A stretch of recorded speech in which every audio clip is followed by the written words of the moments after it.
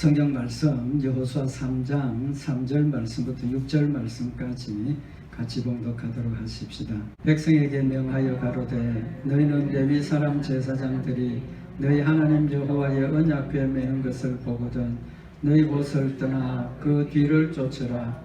그러나 너희와 그 사이 상거가 2000규빗쯤 되게 하고 그것에 가까이 하지는 말라. 그리하면 너희 행할 길을 알리니 너희가 이전에 이 길을 지나보지 못하였음이니라. 여호수아가 또 백성에게 이르되 너희는 스스로 성결케 하라. 여호와께서 내일 너희 가운데 기사를 행하시리라. 여호수아가 또 제사장들에게 일러 가로되 언약궤를 메고 백성 앞서 건너라 하매 곧 언약궤를 메고 백성 앞서 나아가니라. 아멘. 우리 여호수아 3장에 있는 이 말씀은 이스라엘 백성들이 이제 가나안 땅에 들어가면서 요단강을 건넌 내용들이 기록이 되어져 있습니다. 하나님께서 이스라엘 백성들을 애굽에서 나오게 하시고 처음 하신 일이 뭡니까? 홍해를 건너게 하신 거죠. 홍해를 건넌 것하고 또 요단강을 건넌 것하고 하나님께서 이 일들을 통해서 우리에게 중요한 교훈을 하십니다. 교훈을 하시는데 우리가 홍해를 건넌 것하고 요단강을 건넌 것하고 방법이 같습니까? 다릅니까? 방법이 다르죠. 뭐가 다릅니까? 한 가지 제일 핵심적으로 다른 게 뭐냐 하면 홍해를 건너게 하실 때는 홍해를 먼저 가르셨습니다. 그죠? 가르셔서 마른 땅이 드러나게 하시고 건너가게 하시고 요단강은 어떻게 합니까? 제사장의 발이 먼저 강물에 잠기면 강물이 멈추어 서고 마른 땅이 나타나게 하신 겁니다. 그 차이가 굉장히 중요한 의미를 우리에게 교훈을 하시는 건데 결론부터 먼저 말씀을 드리면 요단 홍해가 갈라지고 이스라엘 백성들이 거기로 들어가게 하는 것은 아직도 이스라엘 백성들이 믿음이 연약해서 갈라진 걸 보고라야 들어갈 수 있는, 순종할 수 있는 믿음이 그런 정도였고 이제 40년이 지났습니다. 여러 가지 일들을 통해서 하나님이 함께 하시고 지키시고 도우시는 역사들을 체험을 했고 매일 만나를 먹으면서 하나님 살아계심을 체험을 했으니까 이제는 뭘 요구를 하시는 겁니까? 하나님께서 너희가 요단강을 지나가게 하도록 하겠다고 약속을 하시죠. 약속을 하시고 뭘 요구를 하십니까? 제사장이 먼저 거기를 들어가라는 겁니다. 그래서 제사장이 그 약속을 믿고 발을 여기 15절에 보면 요단의 이름에 궤를 맨 제사장들의 발이 물가에 잠기자 곧 위에서부터 흘러내리던 물이 그쳐서 하나님 말씀대로 순종한 거죠. 발을 요단 강물에 잠그는 겁니다. 순종하고 나니까 물이 갈라지는 겁니다. 그러니까 믿음이 어떻게 된 겁니까? 그만큼 성장한 겁니다. 성장한 겁니다. 40년 동안 늘 하나님 말씀 불순종하고 원망하고 대적하고 이랬지만 그런 과정들을 통해서 하나님이 함께 하시고 하나님이 약속하신 것은 반드시 이루어 주시는 하나님이시라는 사실을 그들 마음속에 이제는 믿게 되었다는 거죠. 믿음이 더 자란 겁니다. 그래서 하나님께서 그런 신앙생활의 성장을 우리에게 보여주시는 의미가 있습니다. 그 다음에 결론부터 먼저 말씀을 드리는데 또 다른 의미가 뭐냐 하면 애굽에서 나와서 요단강까지 가나안 땅까지 올 때 하나님 어떻게 인도하셨습니까? 다 하시는 이야기죠. 구름 기둥과 불 기둥으로 인도를 하셨습니다. 근데 여기까지 와서 계속해서 구름 기둥과 불 기둥으로 인도하시는 게 아니라 그건 사라져 버립니다. 만나도 가나안 땅에 들어가는 그 순간부터 첫 곡식 먹는 순간부터 만나가 그쳐졌습니다. 그리고 하나님께서 구름 기둥과 불 기둥 대신에 뭘 앞세우시는 겁니까? 제사장들이 언약궤를 메고 앞서 가면 이스라엘 백성들이 따라가라는 겁니다. 그래서 여호수아 3장 8절에 보면 너는 언약궤를 맨 제사장들에게 명하여 이르기를 너희가 요단 물가에 이르거든 요단에 들어서라 하라.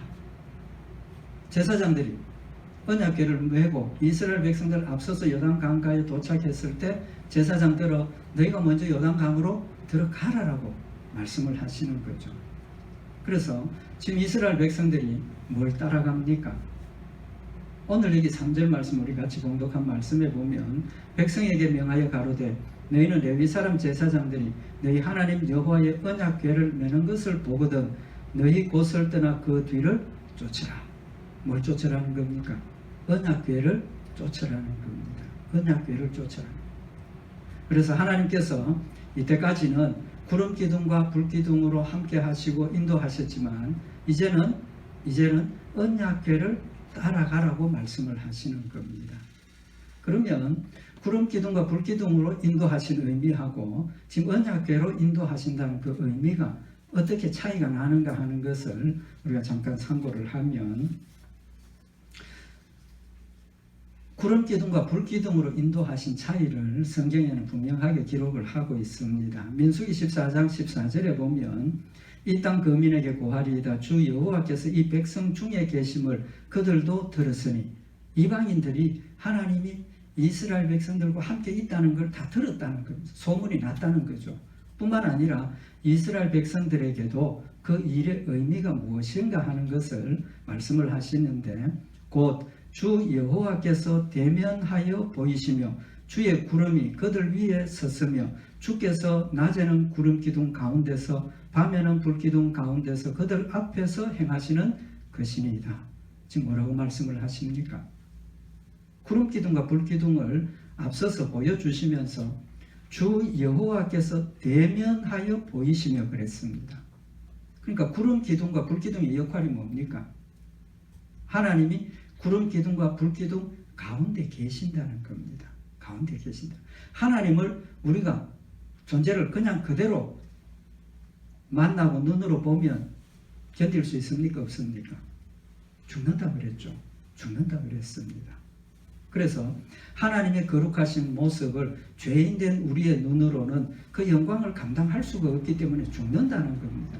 그래서 하나님께서 이스라엘 백성들 가운데 와 계심을 직접 본 모습은 못 보여주시고 구름 기둥과 밤에는 불 기둥으로 보여주셨다는 거죠.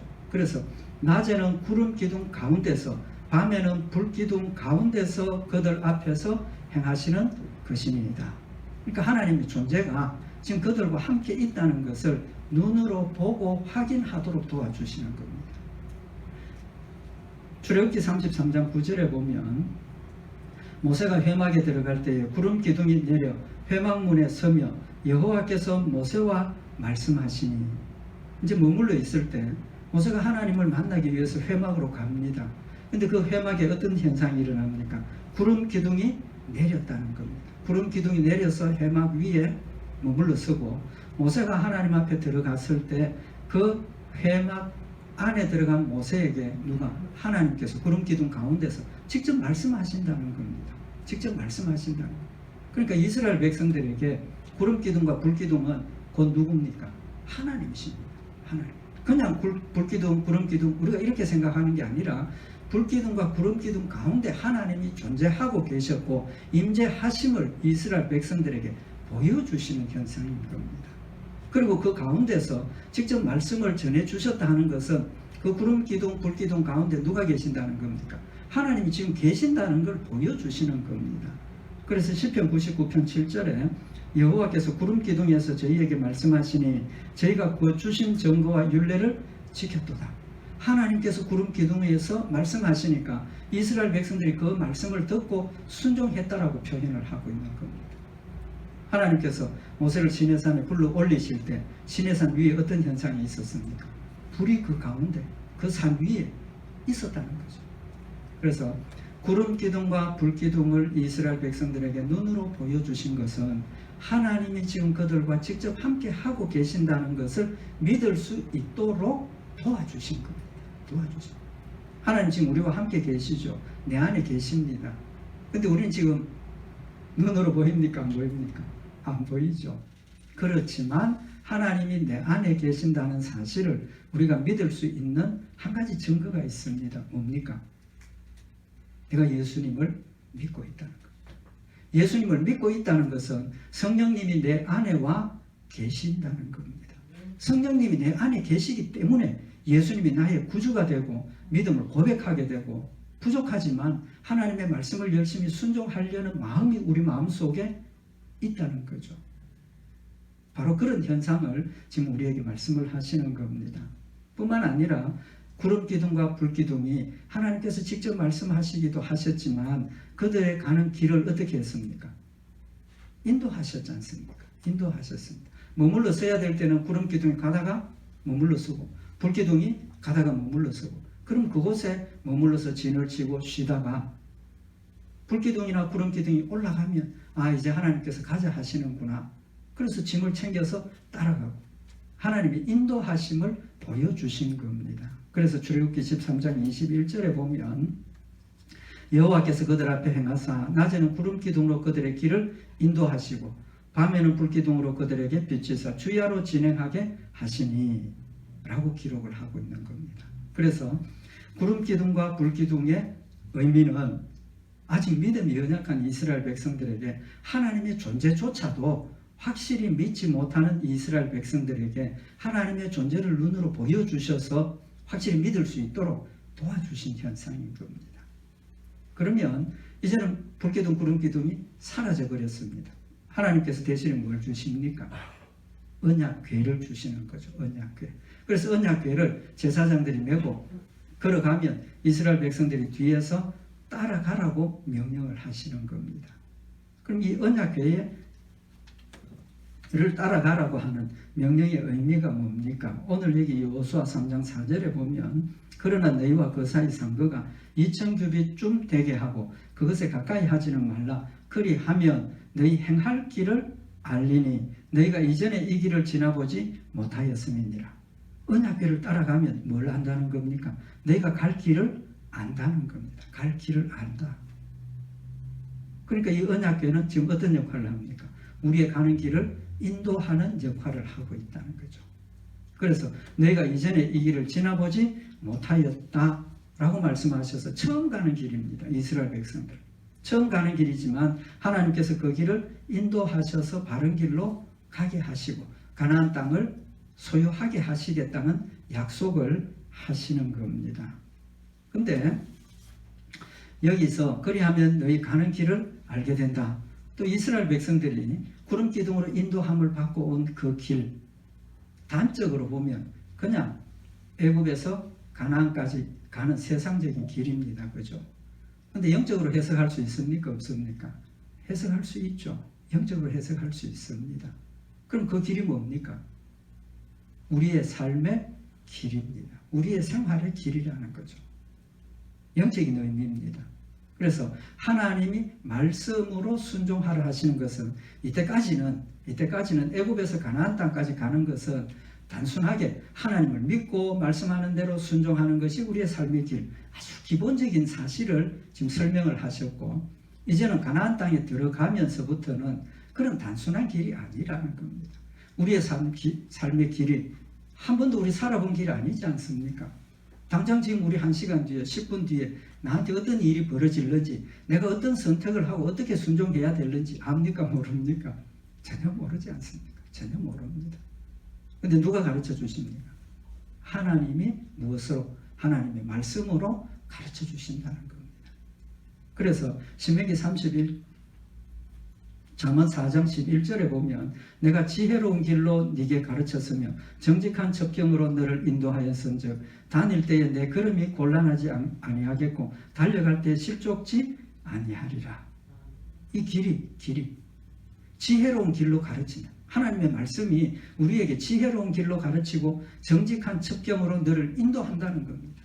하나님의 말씀이 우리의 삶의 길을 하나님이 원하시고 정직하고 바르게 하나님이 원하시는 대로 인도하셔서 우리에게 선한 열매를 맺게 하시고 우리에게 약속하신 평강과 우리에게 약속하신 은혜를 받아 누리게 하는 길이라는 사실을 지금 말씀을 하고 있는 겁니다. 그러면 이 언약궤가 하나님의 말씀을 의미한다는 걸 우리는 어떻게 알 수 있습니까?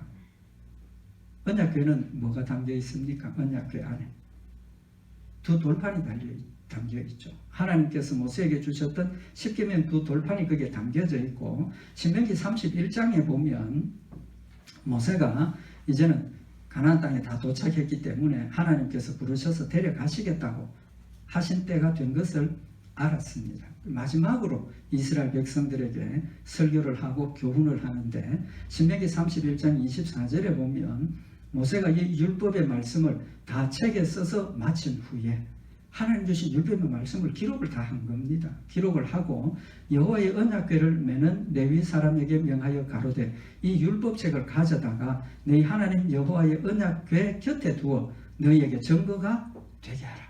언약궤 안에는 십계명 돌판이 담겨져 있고, 모세가 하나님 주신 말씀을 다 기록해가지고 그 율법책을 언약궤 옆에 두라고.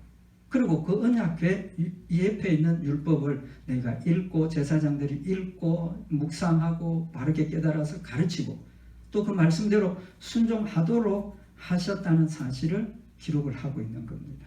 그러니까 하나님께서 이스라엘 백성들에게 언약궤를 따라가라 한 이 말씀은 무슨 말씀입니까? 이때까지 구름 기둥과 불 기둥 따라간 것처럼 눈에 보이는 언약궤만 따라가는다는 의미가 아니라는 거죠. 아니라는 겁니다. 언약궤만 보고 가는 것이 아니라, 이제 언약궤는 어디로 갑니까? 하나님께서 성막을 지으라 하시고 성전을 건축하고 어디에 갑니까? 지성소에 갖다 둔다는 거죠. 성소 안에 가져다 두는 겁니다. 그러면 그곳에 거하면서 제사장들이 그 하나님의 말씀을 상고하고 묵상하고 가르치는 일들을 제사장들이 하게 하셨다는 겁니다.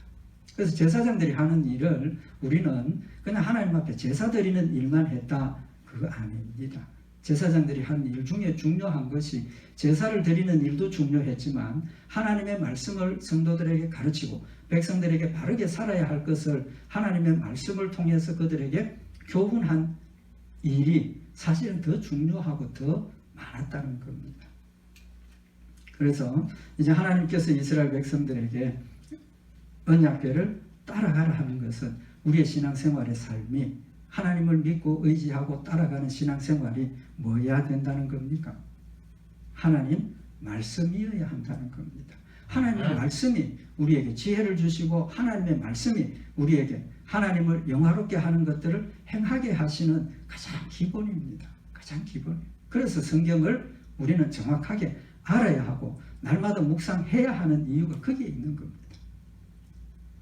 그러면 하나님께서 이스라엘 백성들에게 성경 말씀을 주시면서 성경 말씀이 어떤 내용인가 하는 것을 가르쳐 주셨습니다.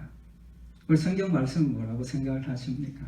내용이 뭐라고 생각을 하십니까?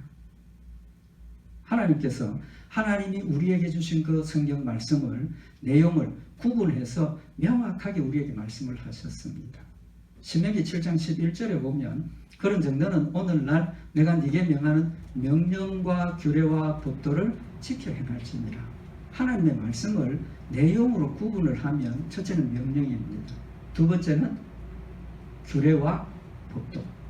이렇게 세 가지를 말씀을 하셨습니다.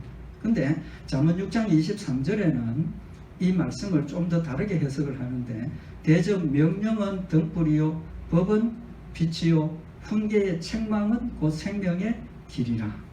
하나님의 말씀을 크게 나누면, 첫째는 명령이 있습니다. 두 번째는 법이 있습니다. 세 번째는 훈계의 책망입니다. 내용이 이 세 가지입니다. 근데 명령은 뭡니까? 잘 아시죠? 해라 말아라. 하면 안 된다, 이것을 해야 된다. 명령입니다. 아주 간단합니다. 뭐 해석이 필요합니까? 안 합니까? 해석이 필요 없죠. 거짓말하지 말라. 거짓말 안 하면 됩니다. 그게 뭐 이게 뜻이 뭔가 생각할 필요가 없는 겁니다. 용서하라. 용서하면 됩니다. 하나님의 뜻을 우리에게 명확하게 밝혀서 명령하신 거니까, 그럼 그냥 하라 하지 마라 하는 대로 순종하면 됩니다. 근데 우리가 사는 일에 그것만 있습니까? 아니죠. 그 외에도 이걸 이렇게 할까 저렇게 할까 뭐 살아가면서 선택해야 될 선택지가 많이 있는데, 하나님께서 명령하신 십계명에 있는 그 명령, 그것만 가지고는 안 되지 않습니까? 법은 뭐냐 하면, 왜 용서하라 했느냐, 왜 거짓말하지 말라 했느냐, 뭐 왜 살인하지 말라 했느냐, 왜 사랑하라 하느냐, 그런 이유들 또 우리가 하나님을 사랑해야 하고 하나님 말씀대로 순종해야 하는 이유들을 말씀을 하시는 겁니다. 그러니까 이건 해석이 필요한 거죠. 해석이 필요합니다. 그래서 여기 잠언 6장 23절에 명령은 등불이라고 하신 이유가 뭐냐 하면, 등불은 밝히는 범위가 어느 정도입니까? 가깝죠. 바로 이 앞에만 밝힙니다. 등불은. 그러니까 명령은 내가 지금 당장 내가 할 일을 선택하는 데 있어서 하라 하지 말라 하신 말씀에서 바로 선택할 수 있습니다. 그래서 등불이라고 표현을 하는 겁니다. 법은 빛이라고 말씀하시는 것은, 빛은 비치는 범위가 어떻습니까? 굉장히 넓습니다. 뭐 태양빛 같은 경우는 뭐 전 세계를 다 밝히죠. 그러면 이 빛이라는 것은 이제 말씀드린 것처럼 하나님께서 왜 사랑해야 되는지, 왜 용서해야 되는지, 왜 하나님을 영화롭게 해야 되는지, 이런 이유들을 우리에게 말씀을 하시고, 또 어떤 경우에 어떻게 살아야 하는지를 말씀하시는 원리에 대한 이야기를 기록을 하고 있는 겁니다. 그렇기 때문에 이 원리를 알면 내가 지금 어떤 상황에 처했을 때 이쪽으로 갈 거냐 저쪽으로 갈 거냐 선택할 수 있습니까? 없습니까? 선택할 수 있습니다. 물론 어려운 부분들도 많이 있지만 그런 원리를 알면 내가 처해 있는 상황에서 어느 걸 선택하는 것이 하나님을 영화롭게 하고 어느 것이 하나님의 뜻인가 하는 것을 알 수가 있다는 겁니다. 그래서 그게 법입니다. 빛입니다. 그 다음에 이제 훈계의 책망이라 그랬습니다. 하나님의 말씀이 명령이나 이런 법들이 한 가지에 귀착이 되죠. 어디에 귀착이 됩니까? 순종했느냐 안 했느냐에 귀착이 돼요. 결론은 순종했느냐, 하나님 말씀대로 순종했느냐 안 했느냐를 본다는 거죠. 그때 내가 순종 못했을 때 하나님께서 내 죄를 뭘로 책망을 하십니까? 하나님의 말씀으로 책망하시는 겁니다. 무조건 너 잘못해서 너 죄인이야, 그게 아니고 하나님의 말씀을 통해서 김 목사야 너 왜 거짓말했니? 김 목사야 너 왜 미워했니? 김 목사야 너 왜 사랑하지 않았니? 하나님의 말씀을 가지고 나를 책망하시는 겁니다. 책망은 왜 하십니까? 깨우쳐 주시는 거죠. 뭐 하라고? 회개하고 돌이키고 말씀대로 순종하라고 우리에게 깨우쳐 주시는 겁니다. 그래서 하나님의 말씀은 이 세 가지 하나님의 명령, 그 다음에 법, 훈계의 책망. 근데 우리가 그 훈계의 책망을 받았을 때 어떻게 합니까? 자꾸 덮으려고 하죠. 이래서 그랬습니까? 또 뭐 이래서 그랬습니다. 하나님 형편이 이랬습니다. 자꾸 핑계를 댄단 말이에요. 하나님이 원하시는 건 뭡니까? 간단합니다. 핑계 안 돼도 하나님 내가 왜 그렇게 하신지 아십니다. 알고 계신다. 그러니까 해결 방법은 단순하죠. 뭡니까? 예, 하나님 제가 거짓말했습니다. 용서해 주십시오. 그걸로 끝입니다. 그게 회개입니다. 하나님은 그렇게 우리가 회개하기를 원하시고 회개하면 뭐 하신다는 겁니까? 용서하신다는 겁니다. 용서하신다. 그게 누굽니까? 예수 그리스도라는 겁니다. 예수님 그것 때문에 예수님께서 십자가에 못 박혀 죽으셨고 내가 예수님을 믿었기 때문에 하나님께서 내 모든 그런 죄들을 용서해 줘 버리시는 겁니다. 하나님 말씀이 거기에 있다는 사실을 우리에게 교훈을 하고 있는 겁니다. 그래서 신명기 5장 32절에 보면 그런즉 너희 하나님 여호와께서 너희에게 명령하신 대로 너희는 삼가 행하여 좌로나 우로나 치우치지 말고 너희 하나님 여호와께서 너희에게 명하신 모든 도를 행하라. 도를 행하라가 뭡니까? 하나님의 법을 따라서 분별하고 판단하고 하나님 주신 말씀들을 따라가라는 겁니다. 그러니까 우리에게는 뭐가 필요하다는 겁니까? 하나님의 말씀을 가지고 늘 나도 돌아봐야 하고 내 앞에 처해 있는 일들도 살펴보아야 한다는 겁니다. 분별하고 판단할 책임이 우리에게 있다는 겁니다. 그럼 이스라엘 백성들이 지금 언약궤를 따라가는 이유가 뭡니까? 멀리 띄워놓고 따라가는 이유. 믿음 때문이죠. 믿음 때문입니다. 그죠? 하나님께서 분명히 이 언약궤를 따라가라. 그럼 가나안 땅으로 들어간다라고 말씀하셨기 때문에 그 약속을 믿기 때문에 언약궤를 따라가는 겁니다. 우리가 가진 믿음은 뭡니까? 마찬가지입니다. 하나님께서 우리에게 주신 이 약속의 말씀들을 믿기 때문에 말씀대로 순종하고 따라가는 겁니다. 하나님의 말씀을 믿는 겁니다. 하나님의 존재를 믿는다는 것은 하나님의 말씀을 믿는 겁니다. 그 말씀에 약속도 들어있고 명령도 들어있고 규례와 법도도 들어있고 또 훈계의 책망의 말씀도 들어있다는 겁니다.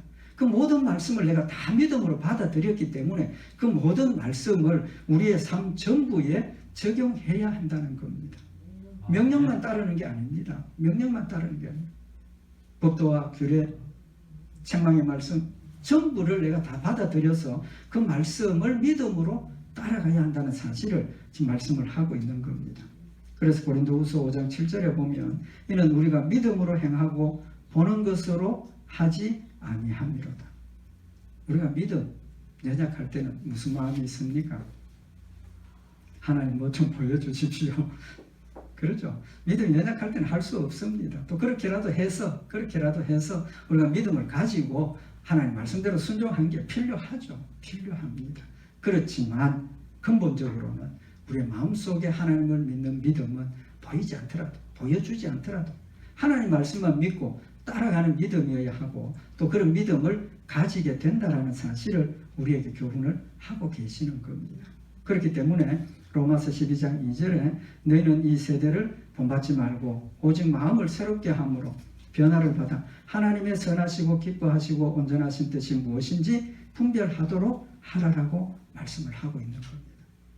그렇기 때문에 우리는 하나님 말씀에 초점이 되어야 되고 하나님 말씀 중심으로 가야 되기 때문에 하나님의 말씀을 통해서 하나님의 뜻이 무엇인지 하나님 나에게 뭘 원하시는지 하나님 어떻게 생각하시는지 잘 분별하고 살펴서 하나님의 뜻이라면 어떤 경우에라도 그 말씀을 따라가는 그런 믿음이 우리에게 있어야 한다는 겁니다. 아멘. 근데 중요한 것은 우리 힘으로 저도 말씀은 잘 가르치지만 됩니까? 안 됩니까? 안 되지 않습니까? 안 됩니다. 하나님께서 만약에 안 되는 그런 모습을 보고 버려버리신다면 우리는 지금 이 자리에 있을 사람 아무도 없습니다. 한순간 우리는 견디지 못합니다. 그러나 하나님께서는 우리를 사랑하시기 때문에 택한 백성들 사랑하시기 때문에 연단하시고 단련하셔서 하나님 말씀대로 순종할 수 있도록 도와주시는 하나님이십니다. 도우시는 하나님. 절대로 우리에게 너 해라 하고 맡겨버리고 너 안 하면 벌 예수 그리스도의 의미가 그게 아니라는 겁니다. 나에게 맡겨주셨지만 내가 못하면 하나님이 대신 지시고 용서하신다는 사실을 지금 우리에게 말씀을 하시는 겁니다. 하나님께서 우리를 도우시는 방법이 있습니다. 우리 신앙생활을 하는데 첫째는 하나님께서 기적을 통해서 하나님 존재를 우리에게 믿게 하십니다. 기적을 통해서 우리 존재를 믿게 하십니다. 오늘 여기 여호수아 3장 10절에 보면 또 말하되 사실은 하나님이 너희 가운데 계시사 가나안 족속과 헷 족속과 히위 족속과 브리스 족속과 기르가스 족속과 아모리 족속과 여부스 족속을 너희 앞에서 정령히 쫓아내실 줄을 이 일로 너희가 알리라. 하나님께서 약속하신 대로 가나안 땅에 있는 원주민들을 다 쫓아내버리고 이 가나안 땅을 이스라엘 백성들에게 주시겠다고 약속하신 그 일이 실제로 이루어질 것을 너희가 알리라 그랬습니다. 뭘 통해서? 요단강을 육지처럼 건너는 일을 통해서 하나님의 기적적인 역사를 통해서 하나님 전능하신 분이고 그런 능력이 있어서 가나안 땅에 있는 원주민들을 쫓아내버리고 이스라엘 백성들에게 그 땅을 주시는 것을 알리라라고 말씀을 하고 계시는 겁니다. 우리가 믿음이 연약할 때 홍해를 가르시고 마른 땅으로 건너가게 하셔서 하나님이 살아계시고 앞으로도 하나님이 우리를 인도하실 것이라는 걸 믿음을 주셨습니다. 그럼에도 불구하고 이스라엘 백성들은 자꾸 넘어지고 쓰러지고 원망하고 불평하고 대적하고 우리의 모습입니다. 그렇다고 하나님 버리시는 게 아니지 않습니까? 요단강까지 와서 너희가 출발 때는 강을 마른 땅을 보고 건넜지만 이제는 그만큼 믿음이 자랐으니까 한번 시도해봐라. 발을 한번 집어넣어 보아라. 집어넣었더니 갈라져서 건넜습니다. 그 건너면서 이스라엘 백성들이 이제는 우리의 믿음이 이만큼 자랐구나. 우리도 이제는 하나님 말씀대로 한 걸음만 내디디면 그 나머지는 전부 하나님이 하시는 것이구나 라는 것을 믿게 된다는 거예요. 믿음을 키워주시는 거예요. 그러니까 우리가 연약할 때 하나님 나 이거 좀 보여주십시오. 나 이거 안 됩니다. 못하겠습니다. 하나님 진짜 나하고 함께 계십니까? 보여주십시오. 할 필요가 있습니다. 해야 됩니다. 그런 노력이라도 하면서 하나님 도와주실 것을 간절히 메어 달리면 하나님께서 보여주십니다. 왜 안 보여주시겠습니까? 믿음이 연약해서 넘어져 있는데 손을 잡아서 이렇게 세워주신다는 겁니다. 두 번째는 또 다른 도움이 있습니다. 우리로 하나님 말씀을 순종할 수 있도록, 믿음으로 순종할 수 있도록 돕는 게 뭐냐 하면, 오늘 여기 4절에 보면 그러나 너희와 그 사이 상거가 2000규빗쯤 되게 하고 그것에 가까이 하지는 말라. 제사장이 언약궤를 메고 출발을 합니다. 바로 가까이 따라붙지 말고 얼마 떨어지라 그랬습니까? 2000규빗쯤 떨어져서 가라. 그 의미가 뭡니까? 2000규빗이라면 거리가 어느 정도냐 하면 1규빗이 요 손끝에서 요 팔꿈치까지 한 요 정도 거리입니다. 그럼 한 40cm 뭐 그런 정도 된다고 하는데 2000규빗이니까 곱하면 얼마 됩니까? 800m. 그죠? 한 800에서 한 1km, 800m에서 한 1km 정도입니다. 떨어지라. 가까이 가지 말라는 겁니다. 왜 그렇겠습니까? 가까이 가면 좋지 않습니까? 더 가까이 가면 보호받는 범위도 더 가깝고 붙들고 가면 더 좋을 것 같은데 떨어져서 가라는 겁니다. 왜 그러냐 하면 하나님의 거룩하심을 인식하라는 겁니다. 이스라엘 백성들이 시내산에서 밑에 있고 하나님께서 모세를 시내산으로 올라오라, 불 가운데로 올라가니까 이스라엘 백성들이 신기합니까? 안 합니까? 신기하죠. 그때는 뭐 하나님에 대한 그런 것보다 신기하니까 같이 우르르 올라가서 보려고 할 수도 있다는 겁니다. 근데 하나님께서 뭐라고 명령을 하시느냐 하면 절대로 산에 올라오지 말고 산 사면에 지경을 정해서 절대로 거기로 침범하지 말라라고 하나님 말씀을 하십니다. 그래서 출애굽기 19장 12절에 보면 너는 백성을 위하여 사면으로 지경을 정하고 이러기를 너희는 삼가 산에 오르거나 그 지경을 범하지 말지니 산을 범하는 자는 정령 죽임을 당할 것이니라. 손을 그에게 댐이 없이 그런 자는 돌에 맞아 죽임을 당하거나 살에 쏘여 죽임을 당한다. 하나님께서 지경을 정해놓고 침범하지 말라는 겁니다. 또 있죠. 무사가 뭐 했습니까? 하나님의 언약궤를 소 달구지에 실어서 움직이고 있다가 떨어지려 하니까 어떻게 잡았으면 손으로 그 자리에 적살했어요. 왜 그걸 보여주시느냐는 겁니다. 하나님 거룩하신 분이기 때문에 우리는 가까이 할 수 없다. 그러니까 하나님을 뭐합니까? 두려워하게 되는 거죠. 두려워하게 되는 겁니다. 아까 말씀드린 것처럼 하나님 거룩하신 분이기 때문에 우리 눈으로 보면 우리 죽는다. 그게 하나님과 우리와의 관계를 명확하게 지금 깨닫게 하시는 겁니다. 거룩하신 분이기 때문에 우리는 감당할 수 없다. 그럼 하나님은 뭐합니까? 두려워지죠. 만지면 죽는데, 가까이 가면 죽는데 두려움 가져야 된다. 여호와를 경외하라 그랬습니다. 경외하라는 뜻이 뭡니까? 두려워하라는 겁니다. 두려워하라. 우리가 첫째로 하나님 말씀을 순종하는 길은 하나님을 두려워하는 겁니다. 하나님을 믿고 두려워하는 것이어야 한다는 겁니다. 그게 믿음입니다. 소망과 사랑은 어떻게 됩니까?